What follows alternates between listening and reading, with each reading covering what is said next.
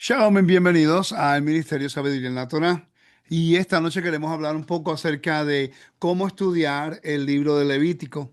Esto es algo que estamos en el libro de Números, pero mientras estudiamos el libro de Números nos damos cuenta que para poder entender el capítulo 3, el capítulo 4, el capítulo 8, el capítulo 16, 17 y 19, 18 y 19, debemos y tenemos que entender el templo y también el libro levítico. Entonces, voy a hablar con Daniel, que es uno de mis amigos y mi estudiante, también con Juan, acerca del plan que estamos desarrollando, específicamente yo. Es algo que yo me he propuesto ahora en los próximos 10 años, pues aprender lo mejor que yo pueda el libro levítico, porque he encontrado que de los 247 mandamientos, que se encuentra en el libro Levítico, básicamente los argumentos que ocurren dentro de las raíces hebreas, mesianismo y el cristianismo, básicamente, tiene que ver con lo que está dentro del libro Levítico. El nombre sagrado, las santas convocaciones, el Shabbat, la luna nueva, las ofrendas, el diezmo, sacerdocio. Entonces, si no entendemos el libro Levítico, y lo que representa santidad, su aspecto cultural, histórico y cómo nosotros podemos entender entonces el resto de la Biblia. Y esta es una conversación que estamos teniendo, pero queremos investigar más lo que es la psicología del templo, un poco más detallado acerca de la intención, por qué las ofrendas se hacían de cierta forma. Y vamos a hablar un poquito más amplio acerca de este tema, por lo menos por la próxima hora, hora y 20 minutos, porque queremos expandir acerca de esto. Una de las cosas que yo he entendido, que entiendo, que estudio, es que cuando leemos el texto, muchas veces nosotros en realidad no entendemos el contexto a la audiencia en la cual el texto está siendo escrito. Por ende, muchas veces hay demasiadas opiniones basado en un texto que no fue dirigido a usted como a la audiencia.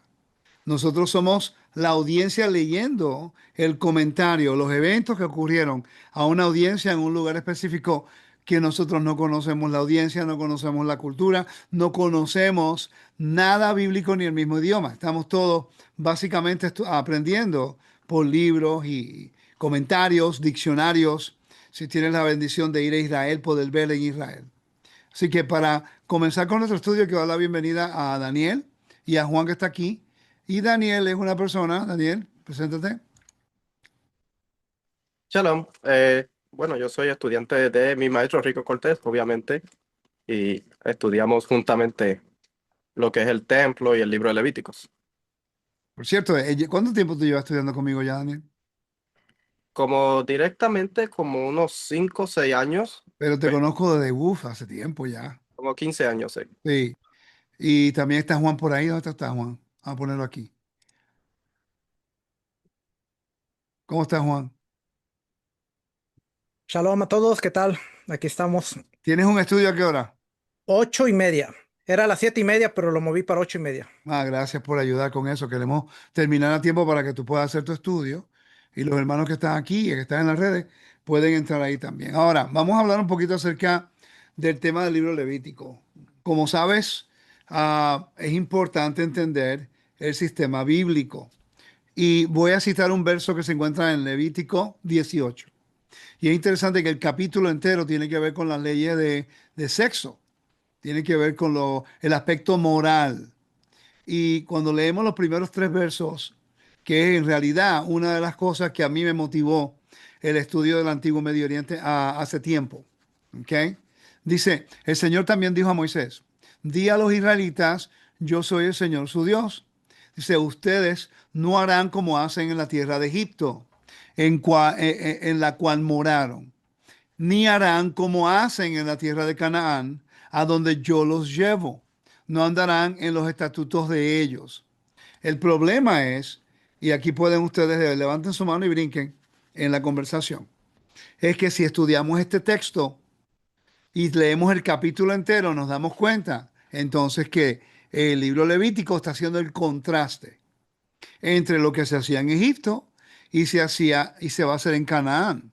Y ahí vemos todas las leyes morales, específicamente de lo que es del sexo y el comportamiento que Israel debe tener para que pueda ser santo delante del Eterno.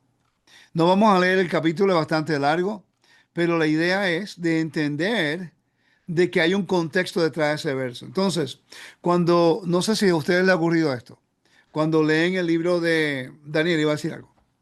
Sí, que quería añadir que de hecho esta parte como que hace una pausa del libro de Levítico para empezar a hablar del comportamiento de Israel y el próximo capítulo empieza a decir, sed santo porque yo soy santo. O sea que como que el libro de Levítico empieza a hablar de todas las ofrendas y después hace una pausa y empieza a dar unas leyes para el pueblo. Exacto, pero se basa en lo que es Kedushá, santidad. Y ahí es donde nosotros a veces no entendemos. Mira, la palabra Ruach HaKodesh, Espíritu Santo, hoy día dentro de las raíces hebreas, se lanza como algo común. El Ruach HaKodesh.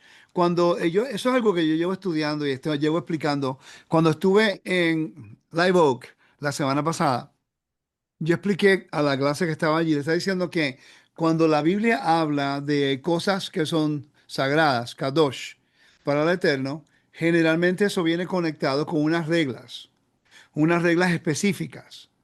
Por ejemplo, cuando lees aquí en el capítulo 19, dice, habló el Señor a Moisés diciendo, habla a toda la congregación de los israelitas y diles, santos serán porque yo, el Señor su Dios, soy santo. Cada uno de ustedes ha de reverenciar a su madre y a su padre y guardarán mis días de reposo, yo soy el Señor. Y ahí dice, no se vuelvan a los ídolos, ni hagan ídolos de fundición, yo soy el Señor su Dios. Está haciendo un contraste del mundo pagano a lo que es el mundo santo, separación de Dios, para Dios. Y si no estudiamos lo que es santidad o lo que es el templo, no vamos a entender cómo esto funciona y cuál es el rol de los sacerdotes y el rol de los levitas y la función de Israel en todo esto. Y por eso es que quiero dedicarle más tiempo al libro levítico. Juan. Lo que pasa es que la mayor parte del tiempo nosotros vemos el tabernáculo o el templo como algo que solamente existe en el universo, pero realmente la manera correcta es de ver el tabernáculo y el templo como el mensaje contracultural, porque vemos sacerdocio, hay sacerdocio en las otras culturas, vemos ofrendas, hay ofrendas en las otras culturas. Entonces, la clave es entender cómo Dios toma algo que era la mente común y lo pone en el espectro de santidad y él establece reglas específicas que tienen que ver con la santidad de Dios y el espacio para el hombre entrando al espacio santo de Dios. Y hay reglas de Kedushá, hay reglas para las ofrendas, hay reglas para quién va a ministrar y quién puede entrar hasta cierto perímetro. Entonces, el templo, cuando lo vemos en el mensaje contracultural, se entiende porque mientras las otras culturas hacían magia, en Israel dice, no, aquí no hay magia porque Exacto. vemos que tomaban los órganos internos y los examinaban. Cómo Dios Ahora, toma y dice, ahora, eh, o sea, aquí se van a quemar para que las naciones no digan que están haciendo lo mismo. eso es lo que, a eso es que me iba a guiar. Antes de eso, voy a hablar acerca de intención. Y eso que algo que Daniel me lo dijo en la mañana, que fue lo que provocó el hacer esto esta noche. Pero antes de eso, quiero compartir con ustedes los que hablan inglés, ¿no? Algunos recursos importantes para el libro Levítico, algo que estoy estudiando y estamos investigando. Se llama Blood Ritual in the Hebrew Bible, Meaning and Power, de William Gilders. Ese es lo que se llama el ritual de la sangre en la Biblia hebrea. También se encuentra de Chaim Maccabee, es Ritual and Morality, ritual y moralidad, el sistema de pureza ritual en lugar en judaísmo. Muy buen libro acerca de lo que es Ritual Purity, lo que es pureza ritual. Y estos tres volúmenes aquí que son importantes, que por cierto, te soy honesto, yo lo leí un año cuando comencé en las raíces, perdón, en el antiguo Medio Oriente. Y aquel tiempo que fue en el 2012, en realidad no lo entendía. Muchas cosas no lo entendía. Lo leía y me enfocaba en algunas áreas, pero estoy volviendo de nuevo a leerlo. Y son tres volúmenes de un escritor que se llamaba Jacob Milgram. Y Jacob Milgram hasta este momento, es el gold standard, es la persona que en el mundo académico se estudia para el libro Levítico. Y es judío, un rabino judío, que también es un académico. Así que Estos son algunos de los recursos que nosotros utilizamos para los estudios del libro Levítico. Estamos aprendiendo mucho. Entonces, vamos a hablar acerca de la intención detrás de las ofrendas. Esta mañana en el desayuno estábamos hablando con Daniel y Bate, que estábamos juntos.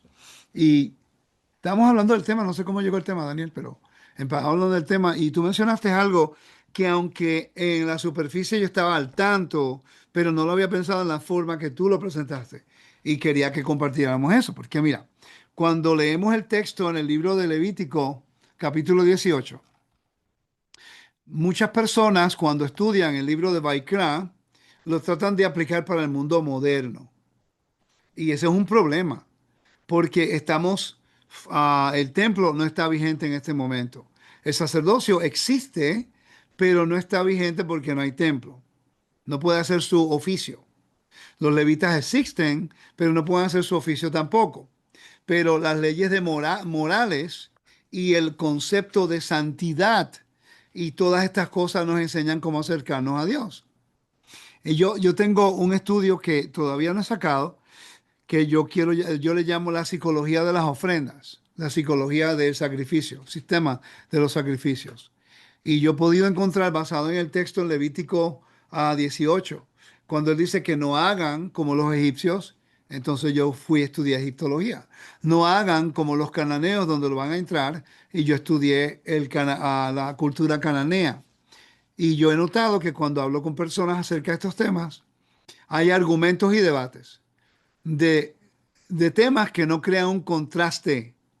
Ellos mismos no debaten el tema sin entender la audiencia a quien fue escrito. Por eso tantas cosas se ven como que ridículas para nosotros, el mundo occidental. Pero para el mundo oriental, vivían en ese tiempo, había un contexto cultural que ellos estaban haciendo un contraste. Y eso es lo que Daniel y yo estábamos hablando esta mañana. Daniel, ¿qué fue lo que tú mencionaste esta mañana en referencia a la intención? Sí, estaba mencionándole de la intención de las ofrendas, que a veces nosotros consideramos lo que es el antiguo Medio Oriente o la forma como se hacían las cosas del antiguo Medio Oriente y tratamos de compararlo con la Biblia.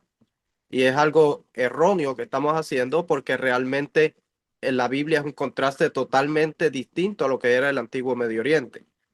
Entonces, cuando nosotros estamos viendo cosas que tienen que ver santidad, por ejemplo, lo que son las ofrendas, los calendarios, todo lo que tiene que ver con santidad o con algo pagano en el antiguo Medio Oriente, Dios lo que hace es que lo saca del ámbito del pueblo. Entonces ahora lo pone en un ámbito de santidad con solamente un grupo de personas que son responsables de manejar, de establecer o de hacer los ritos que se están haciendo. Así no todo el pueblo tiene la oportunidad de hacer un sincretismo por falta de desconocimiento o por querer hacerlo, sino que ahora está centralizado a un solo lugar con un solo grupo que son responsables de llevar la culpa si ellos erran o hacen algo que va en contra de la santidad. Tiene sentido completamente porque cuando yo comencé a estudiar lo que era el mundo cananeo y los rituales cananeos, que en realidad no hay una gran cantidad, pero lo poquito que hay, podemos identificar, por ejemplo, algo que tú mencionaste, Juan, acerca de las entrañas. Yo siempre me preguntaba, pero ¿por qué ponían las entrañas en el altar? ¿Por qué? Y yo decía, cuando empecé a estudiar lo que era el mundo cananeo y de Mesopotamia, cuando ellos hacían adivinación utilizando el hígado. Entonces ahora tiene más sentido. Es como que Dios dice, en mi altar no hay espacio para adivinación. Eso solamente lo hacen los paganos. Por ende, vamos a agarrar todas las entrañas y se pone en el altar para eliminar cualquier tipo de posibilidad de que digan que en el templo de Dios hay esta adivinación. Entonces, ahora hay personas que leen eso y dicen, porque no se ponían en el altar no se puede comer ni esto, ni esto, ni esto. Cuando en realidad en el templo se ponía con un propósito. Y lo que tú estás diciendo tiene sentido cuando leemos Números capítulo 18. Mira esto. A veces no hacemos estas conexiones importantes. Y esto lo capté hace mucho tiempo atrás porque pues lo estudio todo el tiempo. Cuando lo menciono, generalmente la gente me da una mirada media rara, porque no lo captan, no porque no son gente inteligente, sino que no están acostumbrados a entender lo que es kedusha, santidad. Y tú sabes, cuando comencé con ustedes a enseñarles que eso también era un reto para ustedes. porque a nosotros nunca nos enseñaron lo que es santidad en la iglesia. La definición de santidad es muy diferente en la iglesia a como nosotros ahora lo aprendemos en la Torá. ¿Sí o no? Sí, totalmente distinto. De hecho, la santidad se basa básicamente en uno ir a la iglesia, en lo que es el sistema religioso, versus en la Biblia, que es una forma de vivir diariamente. Juan. Sí, yo me acuerdo que el mensaje era ser santos porque yo soy santo, pero hasta ahí se quedaba, no había una dirección, no había un curso, hasta que yo empecé a estudiar y vi que la separación consta de ser apartado y cumplir el propósito de Dios. Y entonces dije, ahora entiendo lo que es ser santo. Ser santo es vivir de acuerdo a la voluntad de Dios. Y entendí que la santidad no es algo espiritual, sino es algo incorporado a la vida diaria. Mi santidad depende de lo apartado que esté yo de las cosas que no agradan a Dios y de lo mucho que yo aplico en la voluntad de Dios. Y entonces ahora entendí que el libro de Levítico, especialmente el libro de Levítico, que nos enseña cómo comer, cómo manejar nuestras relaciones, cómo manejar el espacio sagrado de Dios, me pudo dar una clave para entender lo que es santidad en el mundo bíblico, no en el mundo espiritual. Por cierto, esa es la razón por qué ahora mismo hay una noción dentro de la gente que estudia Torah y cree en Yeshua, de que no hay espíritu porque no estamos brincando, dando emociones a la gente. Ah, y la razón es porque cuando entendemos la Torah, tenemos un fundamento en la cual ahora nuestro diario vivir está vinculado en un convenio. Y recuerda, cuando el Eterno nos hace santos para su reino, eso incluye unas instrucciones que incluye lo que Dios referencia a santidad. Lo acabo de leer. Mira, vamos a buscar de nuevo aquí. En Levítico, perdón, Levítico capítulo 18, hablamos acerca de eso. No hagan lo que se hace en Egipto, no hagan lo que hacen los cananeos. Y ahí comienza una lista de lo que no se debe hacer en el aspecto moral y sexual. Pues ya tú sabes que lo que se hacía en Egipto y en Canaán tenía que ver con eso. Entonces no me digas a mí que el Eterno está ahora descartando que la homosexualidad está bien, cuando hay líderes que están descartando y diciendo que Dios no juzga al homosexualismo como algo que es pecado. Entonces, si todo tenía que ver con fertilidad y había homosexualismo como parte de un ritual para lo que es la fertilidad de los dioses, obviamente Dios va a considerar eso como algo pecaminoso y abominable, porque nos separa de ese ámbito. Ahora, lo mismo en el capítulo 19, cuando en el capítulo 19 él dice, habla a toda congregación de los israelitas y diles, santos serán porque yo, el Señor su Dios, soy santo. Entonces después dice, reverenciar a tu mamá y tu papá, guarda mi día de reposo, yo soy el Señor. Y ahí dice, no se vuelvan a los ídolos, ni se hagan dioses de fundición, yo soy el Señor. Cuando ofrezcan sacrificio de ofrenda de paz, ofrezcanlo de tal manera que sean aceptos. Ahí está lo que Daniel está hablando. Que tiene que haber un procedimiento que lo remueve de lo que es lo profano y lo común a lo santo y no todo el mundo puede manejarlo. Y por eso es que cuando llegó el momento de Yeshua poder entonces hacer el plan de redención de Israel, no pudo hacerlo en la tierra porque ya Dios había determinado ciertas personas que lo harían en la tierra. Pero esas personas en la tierra no pueden hacerlo en el cielo. Y por eso fue que Yeshua lo hizo en el tabernáculo celestial. Daniel. Sí, no, quería añadir que cuando nosotros estamos viendo cosas de santidad, tenemos que tener algo o un ejemplo de lo que es santo para poder basarnos en eso, para saber qué es santidad. Algo que el sistema religioso lamentablemente no hace, porque no estudia el templo. Entonces, cuando nosotros estudiamos el templo, es lo que realmente es un marcador para nosotros, saber qué es santo, porque es lo que delinea lo que son los espacios sagrados de una forma bien marcada. Entonces, si no estudiamos eso, obviamente no vamos a ver lo que es santidad. Exacto. Y ese es el problema, que nosotros no somos entrenados para entender estas cosas. Y por eso es que a veces nosotros enseñamos algunas cosas que la gente piensa que estamos locos. No, es que estamos estudiando el contexto para entender lo que es lo que Dios requiere de nosotros. Mira, mi vida no es basada en emociones para servir a Dios. Cuando estaba en la iglesia, sí. Ahora no. Ahora yo me levanto temprano en la mañana cuando me despierto. Hoy no me despierto tan temprano. Pero cuando me despierto temprano, yo sé lo que voy a hacer. Ya la Torah me enseña cómo debo manejarme. Me dice qué tengo que hacer, cómo lo tengo que hacer. Cuando viene el Shabbat, yo no tengo que pensar cuál es la voluntad del Eterno para el Shabbat, observarlo. ¿Cómo se hace? Ahí es donde comienza el argumento. Y la gente se pone a debatir, cuando en realidad es para aprender. Todo está diseñado para mantenernos en el espacio sagrado, para poder guardar el mandamiento, porque el mandamiento tiene reglas ah, conectadas con ella. Y nosotros nunca estudiamos esas reglas. Por eso siempre, mira, yo hice un comentario hace poco en un lugar donde enseñé, que yo recuerdo cuando algunas congregaciones siempre estaban ah, argumentando acerca de las velas ser encendida o no antes del Shabbat. ¿Ok? Entonces, yo veo dos extremos. El mandamiento es no encender fuego en el Shabbat. Las velas se hacen antes que baje el sol, pero muchas personas pelean de que la vela no es bíblico, no lo voy a hacer.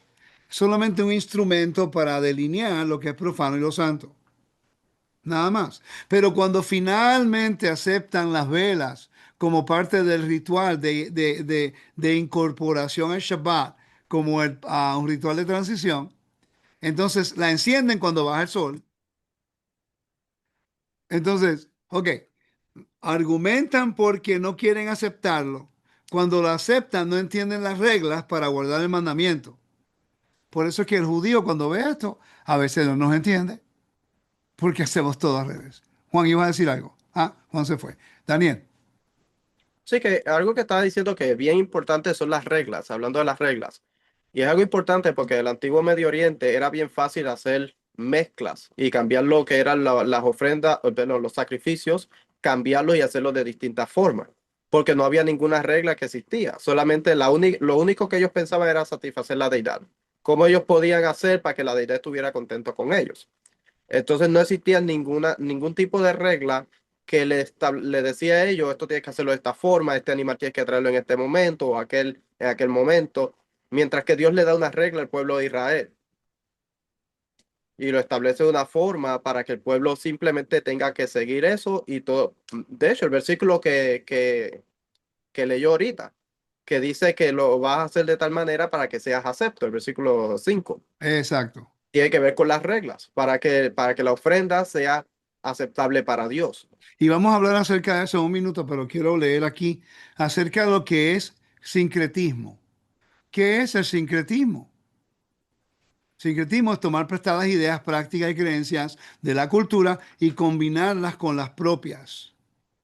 Entonces, muchas personas no están claros de que cuando el Eterno establece sus mandamientos, sí hay similitud porque viven en la misma cultura, pero la forma de ejecutar el servicio para la adoración a Dios es muy diferente.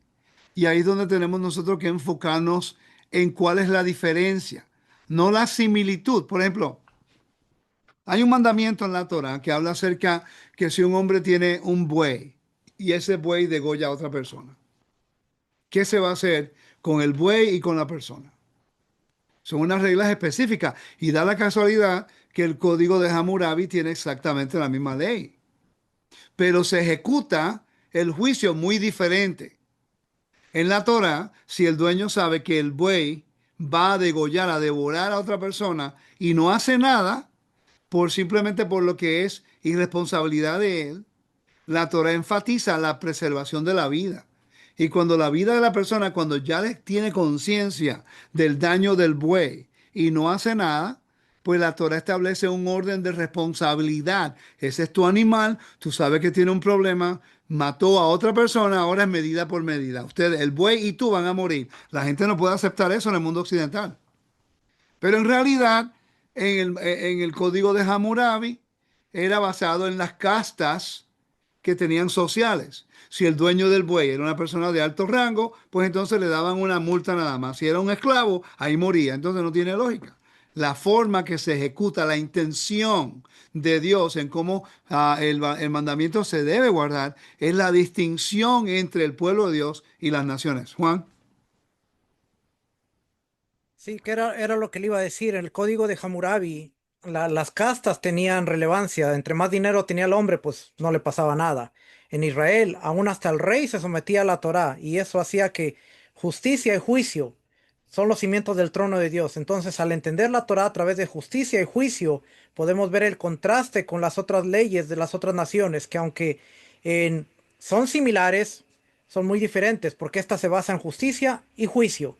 Y si de ahí partimos que el propósito de las ofrendas era acercarse a Dios, vemos que aún Israel falló, porque el profeta Isaías les dice: hey, traen ofrendas y oprimen a la viuda, oprimen al huérfano, vayan Exacto. y hagan justicia y después regresen. Y ahí vemos que Ajá. justicia y juicio. Y tú sabes que cuando nosotros mezclamos lo santo y lo profano es cuando caemos en gran error. Y eso es lo que Dios no quiere de nosotros. Y hoy día, ah, el movimiento que yo dejé, que Raíces Hebreas, ese movimiento tristemente tiene un sincretismo. Ahora, también tenemos que ver el sincretismo del otro lado también. Está el cristianismo y está el judaísmo. Los dos por la influencia de la diáspora. Vamos a ser honestos con esto. Los dos por la influencia de la diáspora, de la dispersión. El cristianismo o los creyentes en Yeshua con el catolicismo después de la muerte de los discípulos de los apóstoles. Y el judaísmo por su diáspora a Babilonia y después más tarde a otros lugares de la tierra, que ha habido por un lado un sincretismo también. No podemos descartar eso.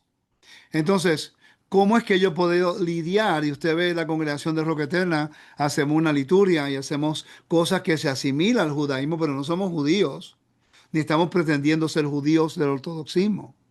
Pero sí, cuando yo hago estos estudios, yo trazo lo que se alinea con el templo y el mandamiento. Y eso lo vamos a hacer.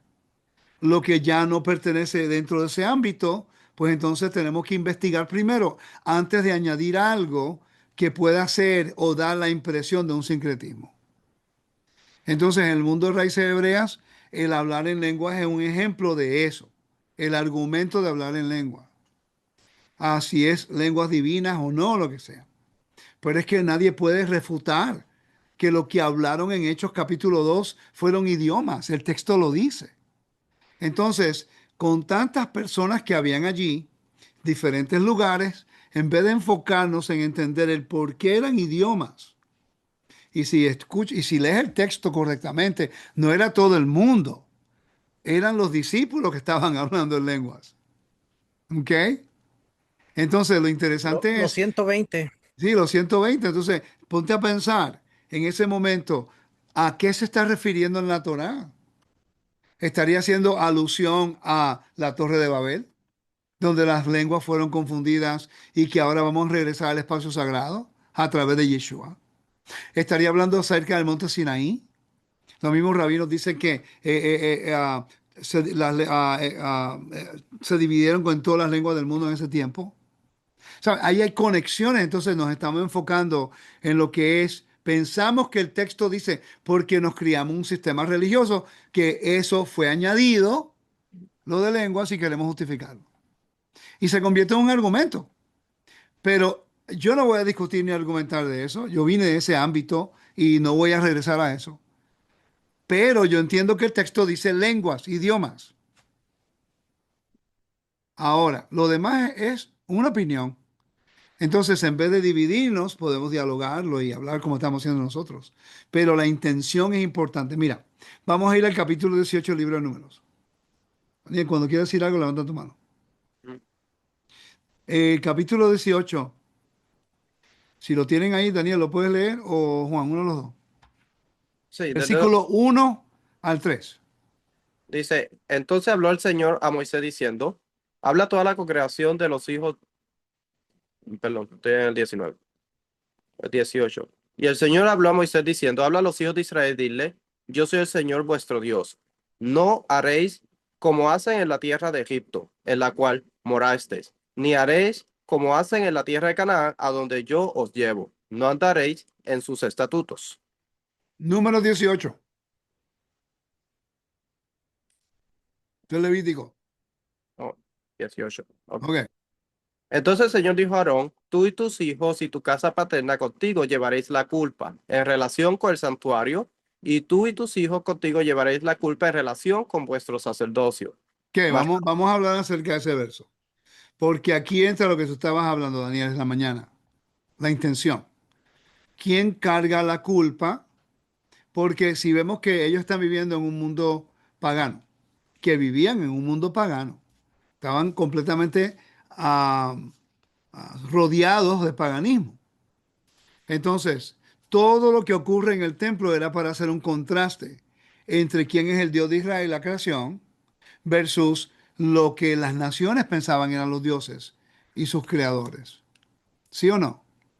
sí, Ok, entonces, tú y yo estábamos hablando esta mañana, Daniel, y a mí me gustó mucho porque, aunque lo he estudiado, no me puse a pensar, te lo dije, wow, no lo había pensado desde ese punto de vista. Tú eres una persona regular del pueblo de Israel y tú traes una ofrenda al templo. Se la presenta a los levitas se lo dan a los sacerdotes.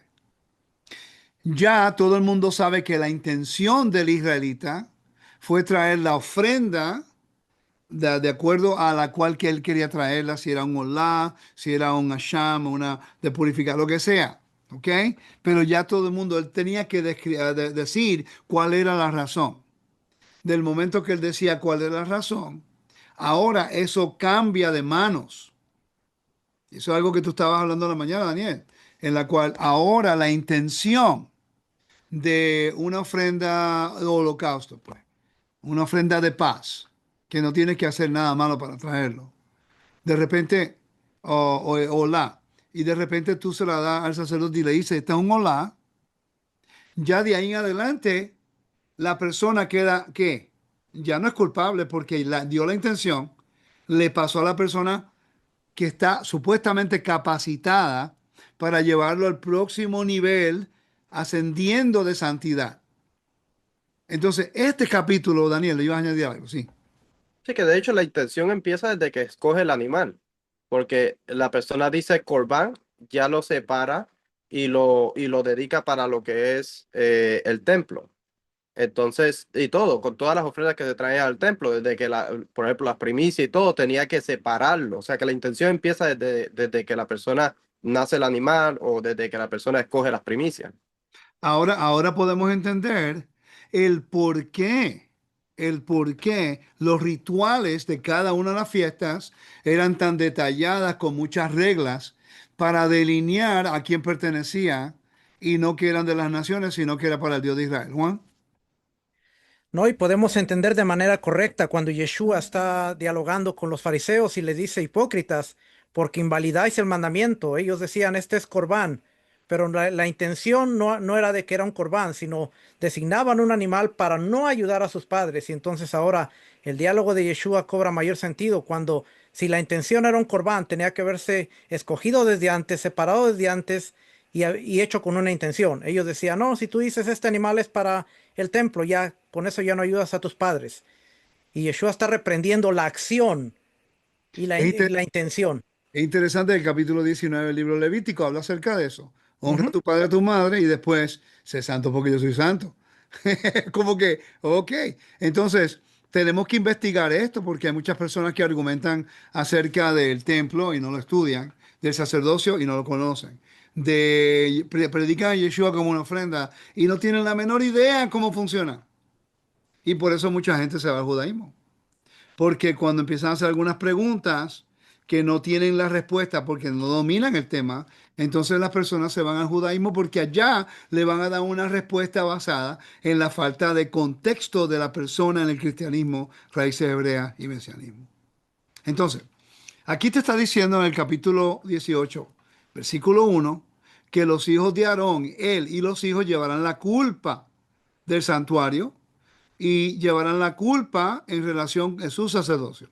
Ok, ¿qué ustedes Daniel, ¿qué tú piensas acerca de ese verso? Para ti, ya que tú llevas un tiempo estudiando esto, ¿qué significa? Bueno, hasta donde lo que yo he podido comprender hasta el día de hoy es que basado en el servicio que ellos llevan, si ellos lo hacen bien o lo hacen mal, pues ellos son responsables y si lo hacen mal, pues llevan la culpa de lo que hicieron mal. Son responsables y pagan por lo que hicieron mal.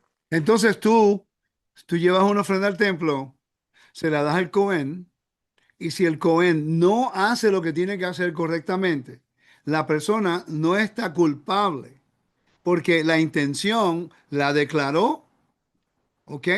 Y la llevó correctamente. Ahora cae bajo la familia de Aarón por no hacer lo que Dios les dijo que hicieran: manipular la sangre, degollarlo correctamente, hasta cortar las piezas de una manera correcta, presentar la carne en el altar, no degollar el animal en el altar, muy diferente.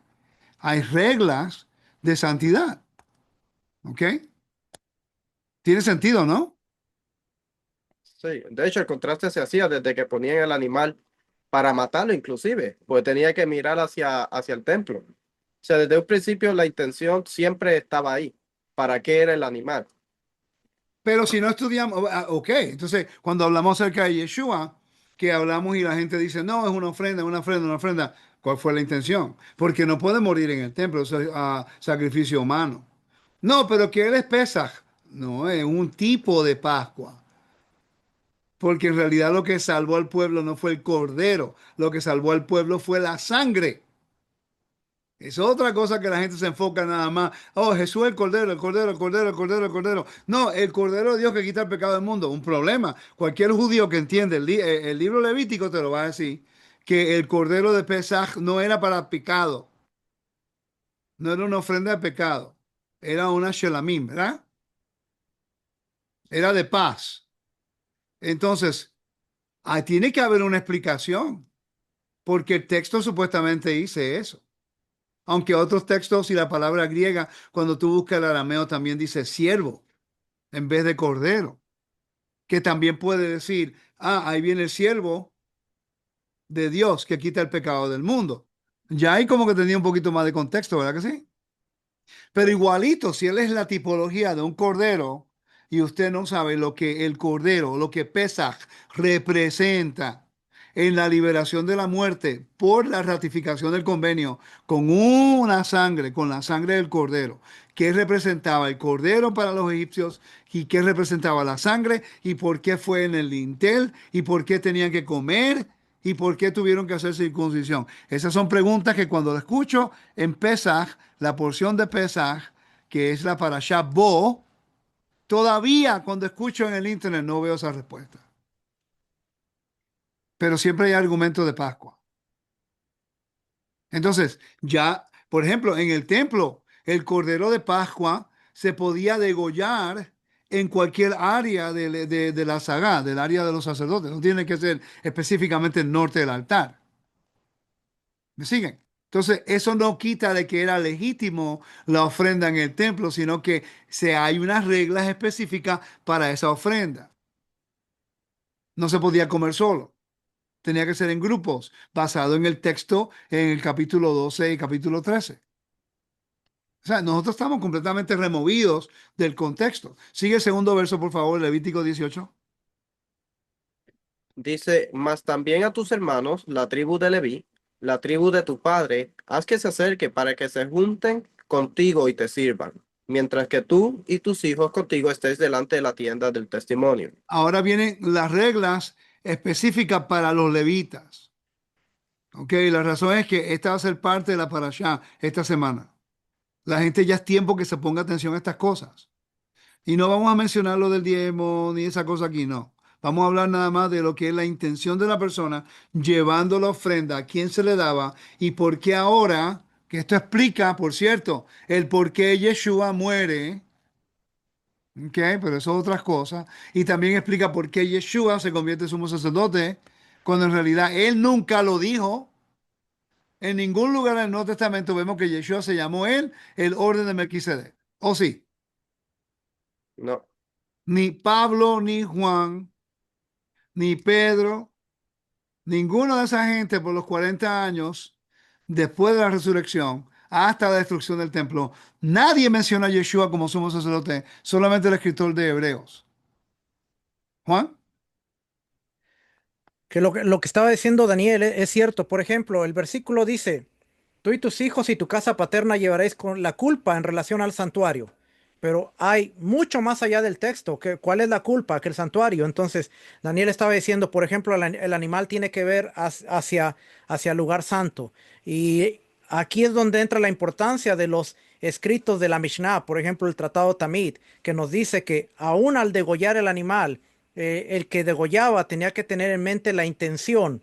Después estaba el que recogía la sangre, tenía que tener en mente la intención y cuando iba a aplicarla, tenía que tener en mente la intención. Entonces, todo en el templo giraba alrededor de la intención, para asegurarse que la persona que trajo un animal con intención fuera completada de la manera correcta, hasta aún comer la carne, porque no podían comerla donde ellos quisieran, no podían comerla de la manera que ellos quisieran, tenía que ser específico cómo la cocinaban, dónde la comían, y entonces, ¿y si era cuánto tiempo? ¿Y cuánto tiempo se toma para comerla también? y cuánto tiempo después de haber sido matado el animal podían comer la carne. Si pasaba de ese tiempo, ya no era válida para comer y entonces cometían transgresión. Entonces hay mucho más allá de solamente leer un verso y decir, tú y tus hijos llevaréis la culpa del santuario. Sí, pero ¿cuál culpa? Hay A- mucho más allá que no sabemos.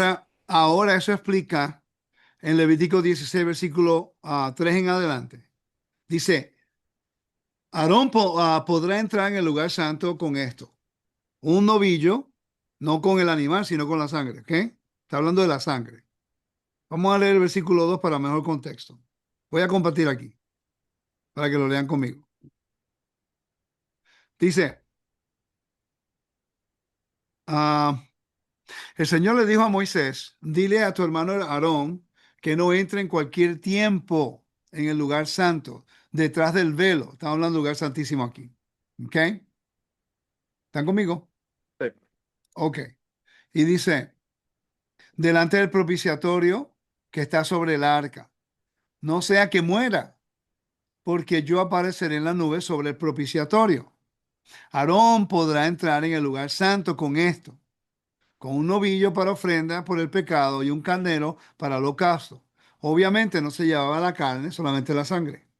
Dice, Aarón, ya hablé de eso, su vestidura con la túnica sagrada de lino y los calzoncillos de lino estarán sobre su cuerpo y se ceñirá con el cinturón de lino, se cubrirá con la tiara de lino.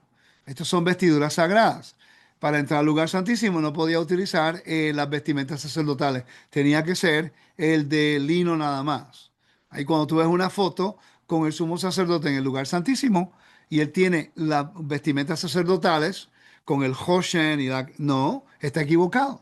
La persona que hizo la foto o que hizo la pintura, no sabe lo que está hablando, porque no estudia estas cosas. Dice, um, Aarón tomará de la congregación de los israelitas dos machos cabríos para ofrenda por el pecado, un carnero para holocausto, ¿ve? Entonces, Aarón ofrecerá el novillo como ofrenda por el pecado, que es por sí mismo, es purificación, por cierto, para hacer expiación por sí mismo. ¿Y por qué?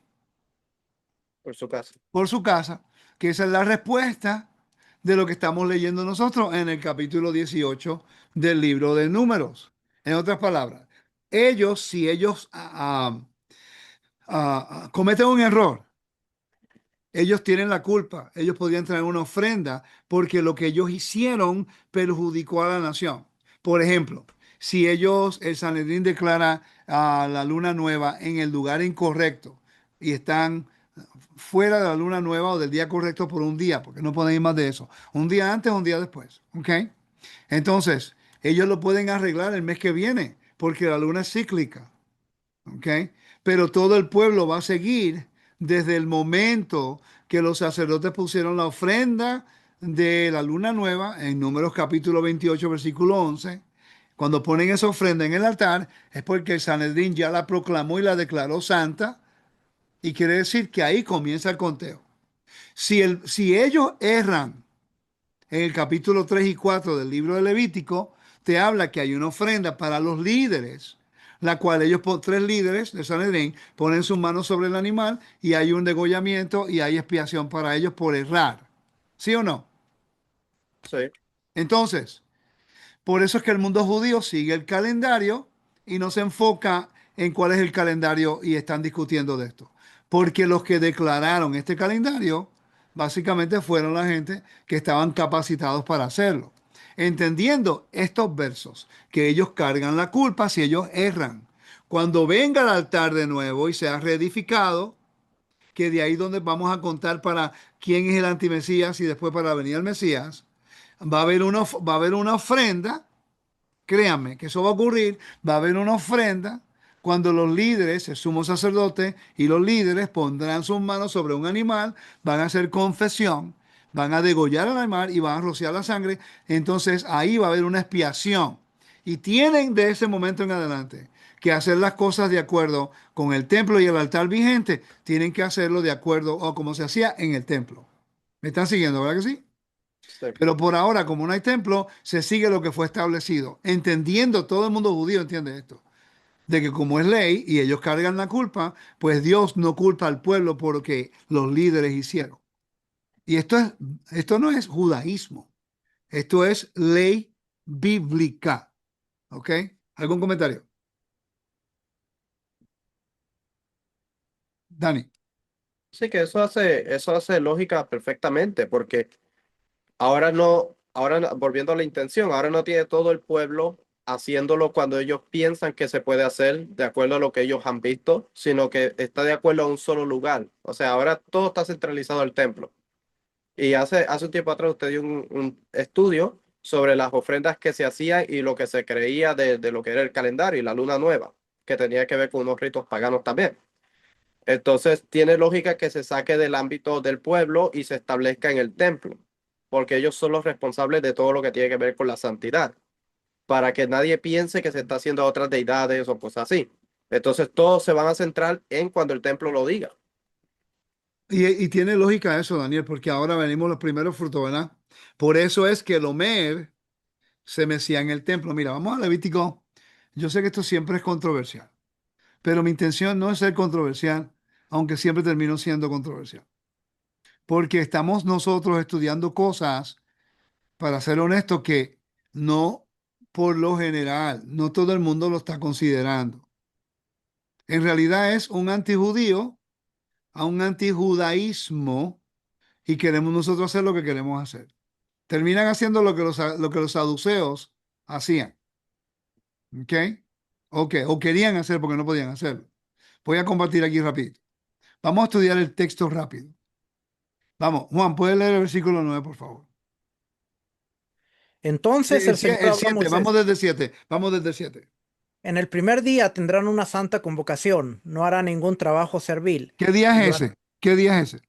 el primer día de Pesach, el primer Ah, día de panes sin levadura, exacto. ¿Es el 14 o el 15? el 15, Quiere decir que Pesach no es el 14, no. porque en realidad Pesach se comienza a guardar la noche del 15. El 14 se hacía el ritual en el templo de degollamiento. Ok, sigue, sigue, sigue. Y durante 7 días presentarán al Señor una ofrenda encendida. El séptimo día es santa convocación, no hará ningún trabajo servil. Entonces el Señor habló a Moisés, di a los israelitas, cuando ustedes entren en la tierra que yo les daré y sigan su cosecha, entonces traerán al sacerdote una gavilla de las primicias de su cosecha, y él mecerá la gavilla delante del Señor, a fin de que ustedes sean aceptados. El día siguiente al día de reposo, el sacerdote la mecerá. Todo el mundo se enfoca solamente en el día después del día de reposo, ¿verdad que sí? Ujú, ¿ya? Pero hay 2 días de reposo. Está el Yom Tov, que es Santa Convocación, y está el semanal. Y ahí es donde entra el argumento. Pero si estudiamos el texto, no importa cuando usted crea qué sábado es, si no pasa por basado en lo que estaba hablando Daniel, que ahora como todo está conectado con el inframundo en la primavera, y está conectado con los cananeos y la fertilidad. obviamente Dios separa lo que es los primeros frutos para que Israel haga lo que quieran ellos y dice, no, lo vas a traer al templo para comer el grano nuevo. Tiene que haber un ritual. Ya lo removió del ámbito secular. Ahora está en el ámbito santo y hay unas reglas. Todo el mundo, y si pregunto aquí en Facebook y en el chat, todo el mundo me va a decir lo mismo. O escucha, vamos a ver, cuando ustedes escuchan el argumento del conteo del Homer, el argumento número uno es que, ¿cuál sábado es? ¿Sí o no? ¿Sí o no? Los hermanos que están aquí, por favor, comenten. ¿Sí o no? Y los que están en Facebook también. Es el argumento del sábado. Y todo el mundo tiene una opinión acerca de qué sábado es. Pero si estudias el templo, te vas a dar cuenta de que hay un procedimiento que lo quita del ámbito secular y lo ubica ahora en el ámbito de santidad. ¿Me siguen? Sí. ¿Están conmigo acá? ¿No están cooperando? ¿No están poniendo nada aquí en el chat tampoco? Ok. Entonces, por ejemplo, el texto dice, cuando ustedes entren a la tierra que yo les daré, y cieguen su cosecha. Entonces traerán al sacerdote una gavilla de las primicias de su cosecha. Y él, el sacerdote, mecerá la gavilla delante del Señor en el templo, en el altar, frente al altar, a fin de que ustedes sean aceptados. ¿Viste, Daniel? Lo mismo. Si el sacerdote no mueve la gavilla y no lo hace en el templo y no lo hace frente al altar o el norte del altar, dando frente a la puerta, no va a ser aceptado, porque esas son las reglas que vienen con eso. Entonces traerán, perdón, y él mecerá la gavilla delante del Señor a fin de que ustedes sean aceptados el día siguiente, y después hace un paréntesis ahí, ¿ok? El día siguiente del sábado, perdón, del día de reposo, el sacerdote lo mecerá. Entonces, el argumento es que es el sábado después semanal y no es el sábado especial de la fiesta. ¿Sí o no? Pero si ustedes van y buscan cómo se hacía en el templo, cómo lo hacían en el tiempo del templo, porque te está diciendo que requiere para la legalidad de comer el grano nuevo y para comenzar el conteo a los 50 días, que los 50 días se cuentan basado en esto. Y si tú lo cuentas erróneamente, te estás reuniendo en el día equivocado. Porque Dios te dio instrucciones, no solamente después del sábado usted va a, a argumentar cuál de ellos, sino que tiene que pasar por la mano del sacerdote y tiene que pasar a ocurrir en el templo, la cual no tenemos. Entonces, ¿qué conteo va a seguir cuando nosotros no tenemos la autoridad de establecer nuestro propio calendario, Dios mío? O sea, es que si nosotros estudiamos el texto y sabemos que, volvemos de nuevo, la gavilla, Daniel, ¿Ah? no sé, esa cosecha no es santa para el Eterno. Sí. ¿Se puede comer individualmente o tiene que haber el ritual en el templo para que el pueblo pueda comer el nuevo grano? No, tiene que haber ritual primero. Ajá, ¿y el ritual envuelve qué? ¿Cuál es el ritual? Juan, busca, por favor, en el Sefer HaKorbanot. Y tú sabes lo que te voy a pedir. Es cómo se movía el Homer. Daniel, iba a añadir algo. Sí, que de hecho la misma Mishnah nos habla de eso. Nos dice que en los distintos lugares de Israel que estaban lejos del templo, no comían hasta después del mediodía. Porque en Exacto. este tiempo, Ok. por- Pruébame por qué tenían que llegar. Te estoy poniendo, I'm putting you against the wall here. ¿Por qué tenían que esperar hasta el mediodía? ¿Qué prueba tienes tú para decirme eso? Vamos a ver. porque se hacían los musafín, Pero ¿dónde se encuentra el Musafín, Daniel? número, Enséñame con los versos. número 28 y Ok. Entonces vamos a ir allá. Vamos a ver si tienes razón. El número, ¿qué capítulo? 28 y 29. 28 y 29, específicamente el capítulo 28, que habla acerca de la fiesta de panes sin levadura, ¿verdad? El primer día había santa convocación, no haber trabajo. Presentarán una ofrenda encendida, holocausto al Señor y te dan las ofrendas, ¿sí? Entonces, está el servicio de la mañana, el Tamid, después estaba el Musaf, que ocurre después del mediodía o al mediodía. Y el servicio que Juan va a hablar ahora, ¿ok? Que están meciendo la gavilla, ¿viene antes o después del Musaf? El ritual de la gavilla es diferente, es añadido al Musaf. Hay un orden, es como lo de Yom Kippur. Está la ofrenda Tamid en la mañana a las 9.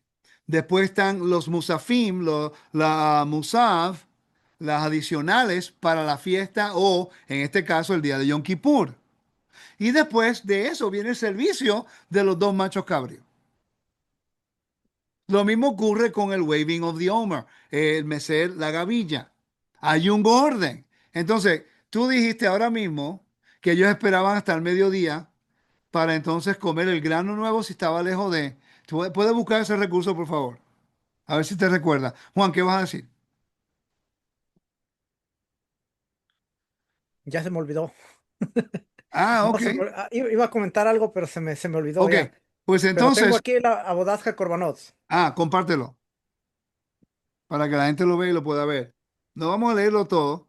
Solamente dice el día 16 después de haber ofrecido, por cierto, a Josefo, que es un escritor diferente, es un sacerdote, por cierto, él fue sacerdote, él era sacerdote, él da el mismo testimonio. ¿Ok?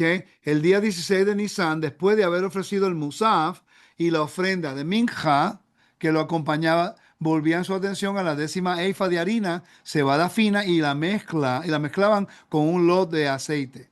Se colocó sobre él una medida de Jometz y Leboná, después de lo cual se agitó Tefuná al este del Mitzbeach, del altar. El sacerdote lo mesería de un lado a otro y de arriba a abajo. Y luego iría y lo tocaría hasta el punto de la esquina suroeste. ¿Sí? Ahora, Ujú. pero ve al ritual del Homer, cuando preparaban el Homer, que está anteriormente de eso. Aquí. Ahí está. Segando al Homer, la Torá ordena que antes de participar de la nueva cosecha de cada año, la comunidad debe traer una ofrenda de minja del nuevo producto, lo que permite la nueva cosecha para el consumo. Esta ofrenda se conocía como minja Omer, que se traía cada año el segundo día de la fiesta de Pesach. Familia, esto no hay una agenda. Aquí no te quieren mentir. Esto es lo que ocurría en el templo. Estos procedimientos no se podían cambiar. Dice, esto, esto es un mandamiento positivo ofrecer un minja haomer el día 16 de Nisan. Como dice Baikra 23:10, traerá un homer de tu primera cosecha al sacerdote. El momento que dice Cohen, sacerdote, ya usted no determina cuándo comienza el conteo. Estaría causando un problema de usurpación. Este mitzvah de traer el Homer comienza con su cosecha en la noche del 16, ya que caiga el día de semana en Shabbat, la noche del 16, porque la noche del 15 comienza el primer día sin levadura, primer día de pan sin levadura. En la tarde del 16 del 15 termina el día 15 y comienza el primero 16, a la noche del 16, el día 16. Ya sea que caiga en un día de semana o en Shabbat.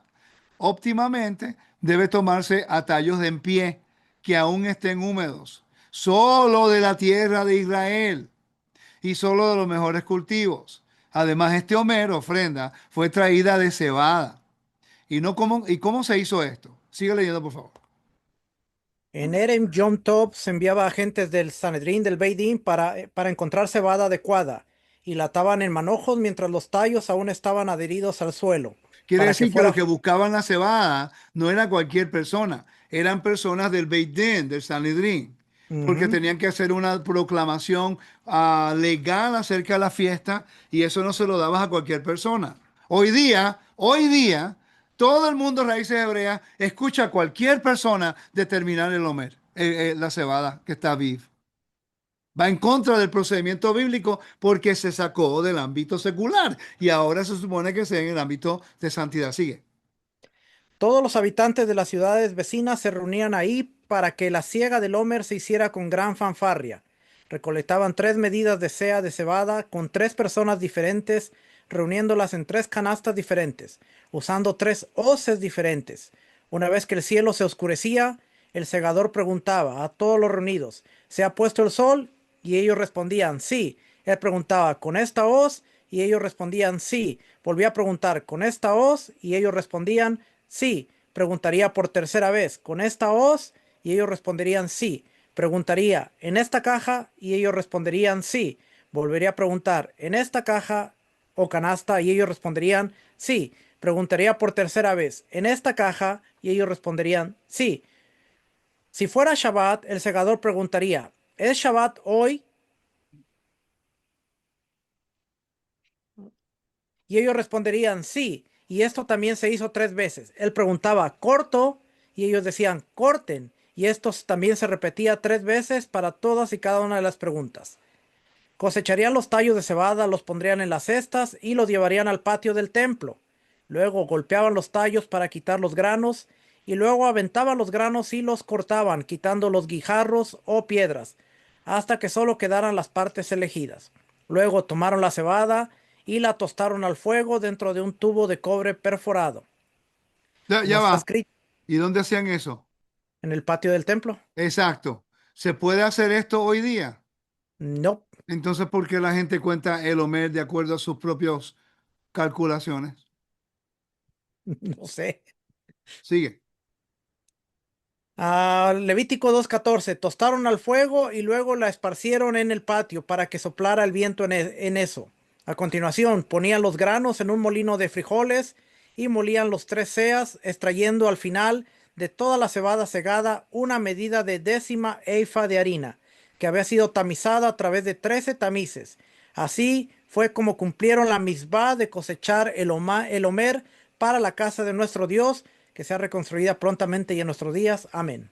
Ok, entonces había un procedimiento, gracias, había un procedimiento en el cual se hacían las cosas en un orden del templo. Entonces, ¿por qué la gente argumenta cuando no, que después del sábado semanal es que la evidencia nos dice que se hacía en el templo? Cuando yo estudié esto y lo pude entender, esos argumentos para mí se acabó, porque ahora tengo la evidencia. Y la evidencia no es mía, la evidencia ya está puesta. Lo que pasa es que la gente no quiere aceptar lo que se hacía en el templo porque no lo estudian. Entonces, estamos en tanto error. A Daniel, iba a decir algo. Sí, acá conseguí lo del mediodía y se encuentra en el Tratado de Menajot 6.7. ¿Puedes leer? Compártelo, por favor. Um,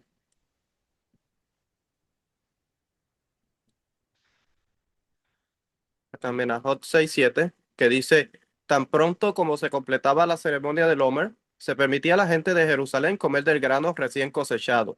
La gente de las ciudades alejadas de Jerusalén no podía hacerlo hasta después del mediodía, cuando se tenía la certeza de que la ceremonia en Jerusalén había concluido. Ya va.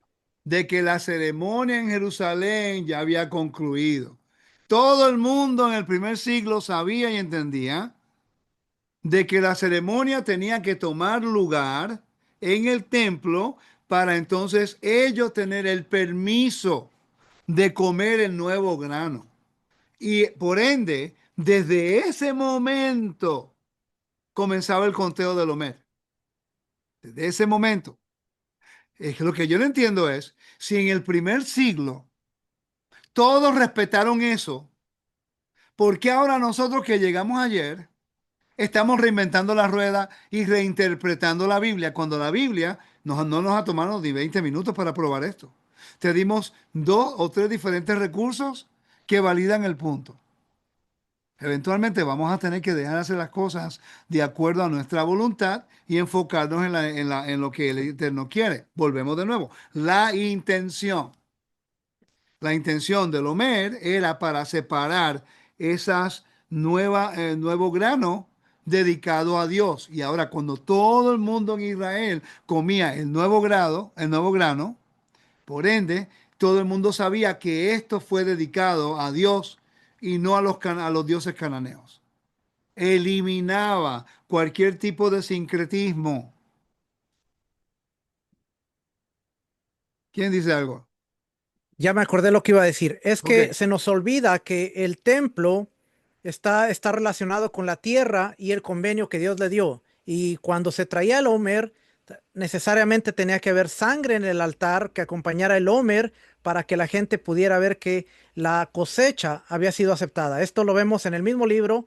Aquí, si seguimos leyendo, dice, el cordero sacrificial que acompañó al Homer. Es un mandamiento positivo después de que se trajo el Homer, la harina, traer un solo cordero sin defecto para una ofrenda de olá junto con la ofrenda de minjá que lo acompaña, de 2/10 de efa de flor de harina mezclada con un cuarto de hin de aceite. Esto es como está escrito, Levítico Baikra 23 del 12 al 13. En el día que es mecido el Homer, realizaréis el servicio de un cordero sin defecto en su primer año como ofrenda olá a Hashem. Su ofrenda de minjá será de 2/10 de flor de harina amasada con aceite. Ofrenda encendida a Hashem de olor grato y su libación será vino un cuarto de hin. Entonces, Entonces, sí, hay sangre y ahora después de sangre, la cosecha ha sido aceptada, la gente puede comer. Después viene Shavuot, 2 panes con cordero, sangre y ahora la gente puede comer del trigo. sí, Sukkot, también ofrendas. porque está ratificado por la sangre. Exacto. Entonces, ¿estamos entendiendo nosotros la Biblia bien? ¿O estamos tratando de interpretarlo de acuerdo a nuestra propia lógica? Y por eso que los estudiantes y los maestros del camino estamos enseñando los mandamientos. A ustedes, ¿qué mucho ustedes han avanzado en el entendimiento bíblico desde que empezamos a estudiar los mandamientos? Daniel, No mucho, porque ahora uno entiende la legalidad de la Biblia, en donde qué uno puede hacer. De hecho, ayuda en todos los ámbitos de la vida, porque ahora uno no tiene miedo porque uno hace esto, o si puede hacer aquello, o si no puede hacer lo otro. Le ayuda a uno a establecer parámetros en la vida de uno hasta donde uno puede llegar, que no puede hacer. Y uno entiende mejor la Biblia. exacto. Juan, Mi vida cambió, yo lo he dicho muchas veces desde que empecé la traducción del Tariag Mitzvot y entendí la esencia, las leyes y todo lo que es relacionado con cada uno de los mandamientos.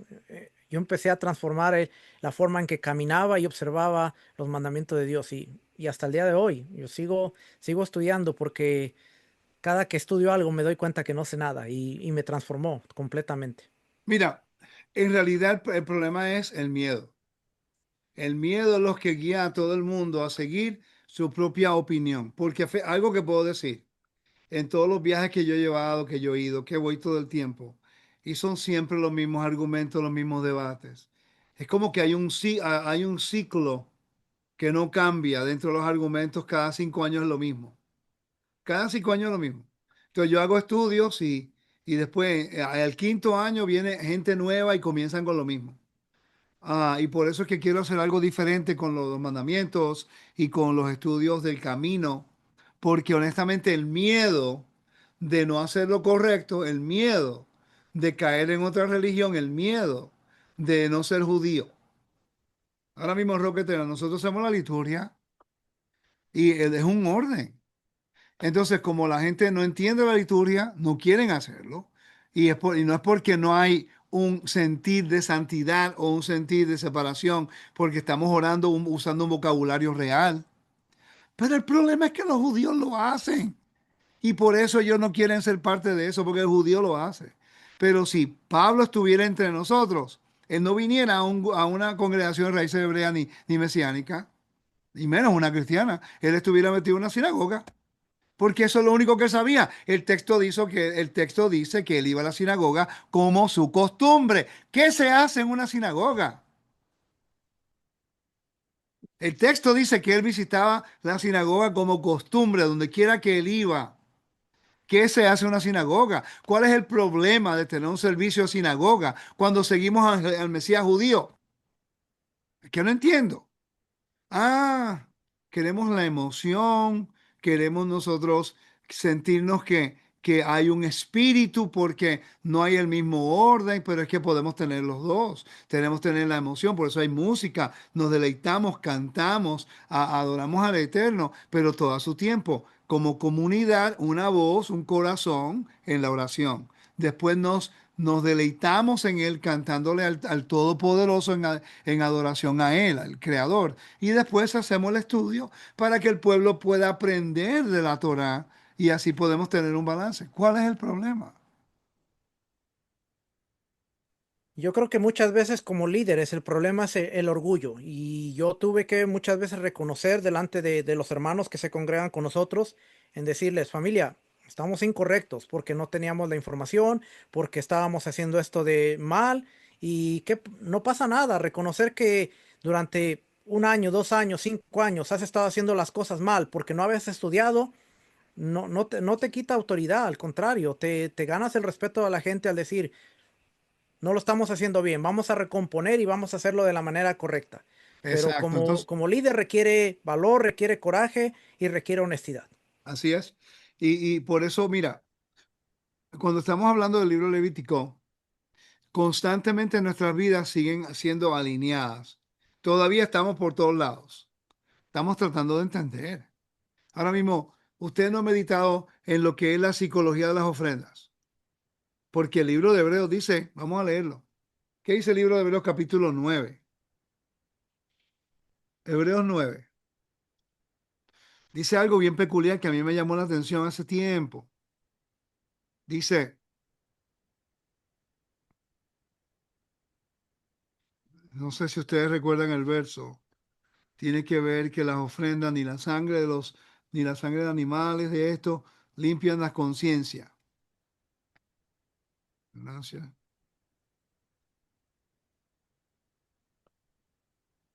Aquí está. Mira lo que dice acá, el versículo 7 en adelante. Voy a leer aquí. Y ya casi terminamos, ¿ok? Dice, pero en el segundo solo entra el sumo sacerdote, está hablando del día de expiación, una vez al año, no sin llevar sangre, la cual ofrece por sí mismo, ahora sabemos el por qué, y por los pecados del pueblo cometidos en ignorancia, ¿sí? Queriendo el Espíritu Santo dar a entender esto, que el camino al lugar santísimo aún no había sido revelado en tanto a que el primer tabernáculo en pie. Esto es un símbolo para el tiempo presente, según el cual se presentan ofrendas y sacrificios que no pueden hacer perfecto, y Juan, tú sabes lo que es la palabra perfecto hay ahora, en su conciencia al que practica ese servicio, ya que tiene que ver con solo con comidas y bebidas y diversos lavamientos, ordenanzas para el cuerpo impuestas hasta el tiempo de reformar las cosas.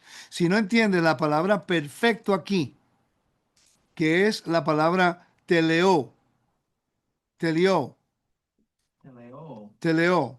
que representa lo que es perfección en el aspecto moral. No, el templo no podía eliminar la muerte. Está hablando de un contexto específico.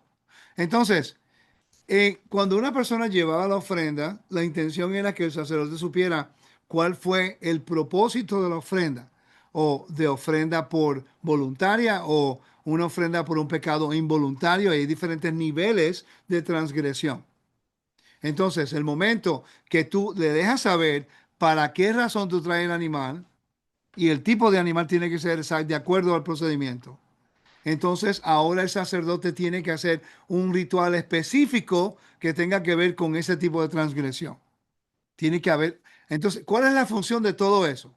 El momento que deja la mano de que está ofreciendo, él pone su mano en el animal para ver transferencia o para delinear que ese es el animal de él, que él hizo lo correcto, porque no pone sus manos. En ningún lugar en el libro Levítico te dice que las personas regulares, los israelitas, cuando iban al templo ponían sus dos manos en el animal. Solamente el sumo sacerdote en el día de expiación. Y él representa a toda la nación. Entonces, la pregunta es para ustedes dos. Poner la mano sobre el animal, ¿representaba qué? ¿Una transferencia del pecado? Porque él está confesando el pecado, o para dejar saber que este es el animal, que este es el animal correcto por el requisito bíblico. y que ahora el sacerdote se lo quita de la mano y la intención ha sido declarada y ahora el sacerdote se hace responsable. Daniel. Bueno, yo creo que cuando nosotros consideramos el contexto del templo, que sabemos que no todo el mundo trae un animal al templo, a veces lo compraban en el templo. Entonces, cuando compraba el animal, obviamente la persona tenía que, básicamente al poner la mano, decir, ese es mi animal, yo lo compré con mi dinero. O sea, tenía que aceptar que era su propiedad. Entonces, transferirlo ahí a lo que era el sacerdote para que pudiera hacer la expiación por él. Exacto. Entonces, basado en eso, pues obviamente la intención de poner la mano es para la transferencia y decir que ese animal es suyo, no transferencia de pecados. Sí, porque ya le había cometido el pecado. Es la razón por qué él está ahí. Si él no dice nada, nadie va a saber. Eso es otra cosa. Que la confesión de ese pecado es basado en la responsabilidad de un convenio entre la persona y Dios. Porque volvemos de nuevo, si él está diciendo yo soy parte del pueblo de Israel, quiere decir que él entró en el ámbito de santidad porque el pueblo de Dios es considerado Kadosh. Y Dios le ha dado los mandamientos para delinear unos perímetros de santidad de su pueblo versus las naciones. Juan. Y también vemos la importancia de, como por ejemplo, cuando una persona cometía un pecado con su prójimo, no bastaba contra él el animal, sino la intención. Si de verdad estaba arrepentido, tenía que hacer retribución, hacer las paces, retribución y después el animal. No era el animal y después veías las paces y retribuye, sino el animal era el último paso en el proceso. Primero, arrepiéntete, pide disculpas, restituye el daño y después trae el animal y entonces con la intención, ahora sí haces transferencia de la intención de decir me he arrepentido, Exacto. porque Yo si no, creo de que nada valía. Yo pienso que esto es más simple de lo que nosotros pensamos y complejo porque fue escrito en un ámbito removido de nuestra vida cotidiana. Pero si viviéramos en el Medio Oriente, entre medio de los beduinos, muchas de estas cosas tuvieran sentido, porque tiene que ver con honor y vergüenza, patrocinio, clientela, espacios sagrados, ah, y entender la cultura. Entonces, lo que yo trato de hacer con los estudiantes es que entiendan que nosotros estamos en una desventaja, no solamente académica, pero sino bíblica. La realidad es que el 90% de los hermanos que entran a raíces hebreas, en realidad cuando entran, vienen de un sistema religioso que no estudia a un nivel que puedan entender el texto. Y esto no es minimizando a la persona. Estamos hablando del sistema y la estructura del sistema religioso. Y nadie me va a decir a mí que el hermano cristiano de verdad estudia y entiende la Biblia, porque si fuera así, estuviera guardando Shabbat, porque el texto claramente lo dice. El problema es este, que aunque sabemos leer y saben leer, el comentario del texto es removido al contexto del texto. Es basado en la dogma de la denominación. Por ende, van a llegar a una conclusión diferente, la cual cuando otra persona escucha la explicación y cómo ellos tienen que hacer una gimnasia olímpica para poder justificar no hacer lo que el texto dice, la razón por qué estamos aquí es por eso, porque nosotros despertamos un día y vimos algo y cuestionamos. Y las explicaciones que nos dieron eran tan fuera de su lugar que nosotros pensamos o estamos locos o no sé leer. Entonces descubrimos que todos nosotros estamos leyendo porque no queremos religión, queremos relación. No queremos religión, queremos una relación con el Eterno. Y eso no es minimizando a la audiencia que quiere buscar de Dios, pero la realidad es que nosotros estamos aprendiendo y cuando entramos aquí, a este caminar, es algo que la influencia de la iglesia de donde salimos continúa.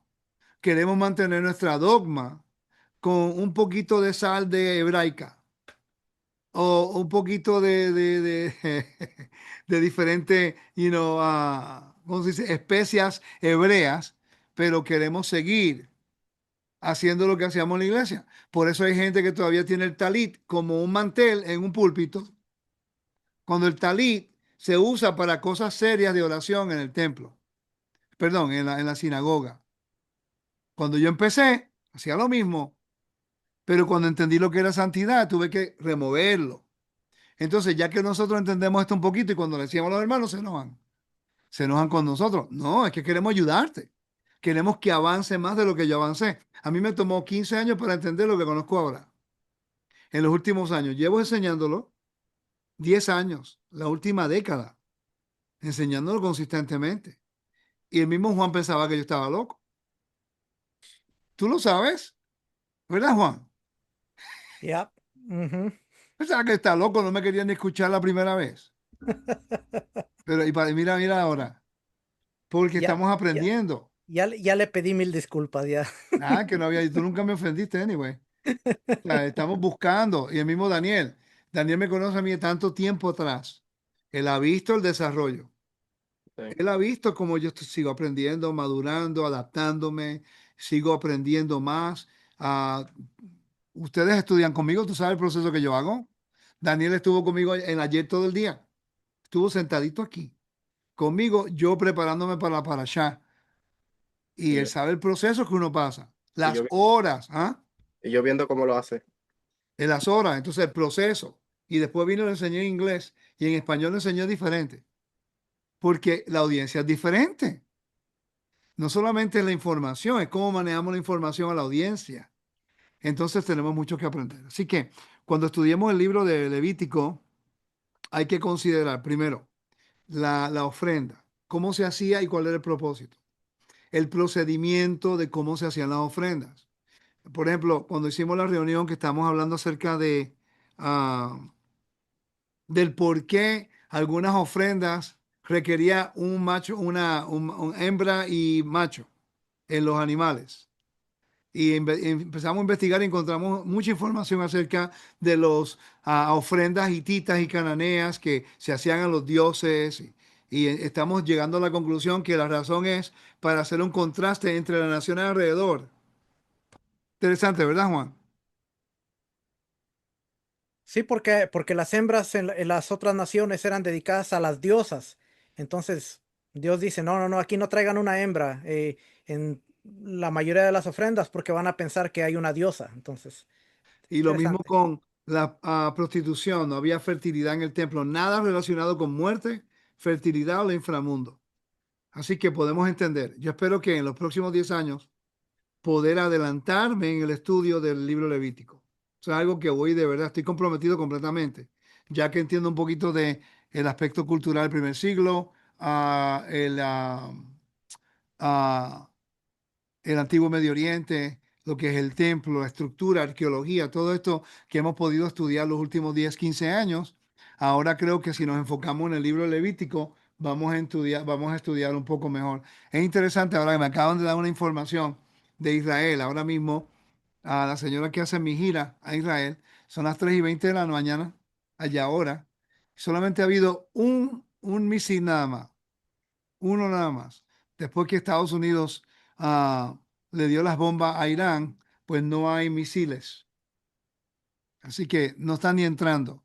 Gracias a Dios por eso. Así que, Juan, ¿quiere añadir algo más? Daniel, ¿quiere añadir algo más? Daniel. Sí que, sí que como estaba hablando, yo creo que nosotros tenemos que considerar, de hecho, eso el mandamiento, el libro Levítico, nos hace considerar nosotros cuál es nuestra intención y nos pone como que si nos ponemos a analizar honestamente qué es nuestro propósito, a dónde vamos y qué queremos hacer con nuestra vida. Entonces, eso es lo que nos va a decir a nosotros si nosotros queremos hacer lo que nosotros queremos o si queremos alinearnos más a la Biblia y a lo que Dios dice. Porque no va a ser basado en la intención de nosotros, sino va a ser basado en la intención que Dios dice que tenemos que hacer las cosas. Y creo que las palabras claves son esas. Así lo harás para que seas acepto y la intención con la cual uno lo hace. Es un buen punto que estás haciendo y creo que es importante que la audiencia entienda eso. Juan, por último. Ser más humildes y entender que nos hace falta mucho por estudiar. Realmente el leer la Biblia en español no nos da toda la visión completa de lo que realmente el texto quiere reflejar. Y por eso yo también he estado desarrollando un curso, que es lo que hago los domingos, para entender la Torá de una manera correcta, sin tanto dogma y sin tanto mal entendimiento. Entonces, el curso tuyo viene hoy, hoy. Gracias por ponerlo una hora más tarde para poder hacer esto.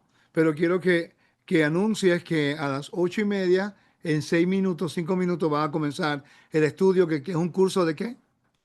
Es un curso de entendiendo nuestra fe, cómo nosotros podemos entender la Torá y cómo podemos presentarla también de una manera correcta. Y va a hablar de muchos temas.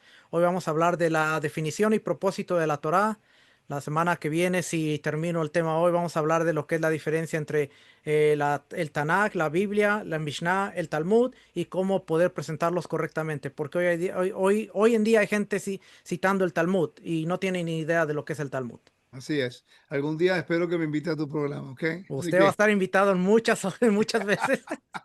que el Eterno me los bendiga a los dos. Gracias por estar aquí conmigo, a los hermanos en las redes. Gracias por compartir esta hora con nosotros. Recuerda, esto es una introducción, más o menos lo que estamos nosotros procesando, calculando, tratando de usar los recursos, que yo sé que a la gente no le gusta ahora, pero tenemos que estudiar, vamos a educarnos.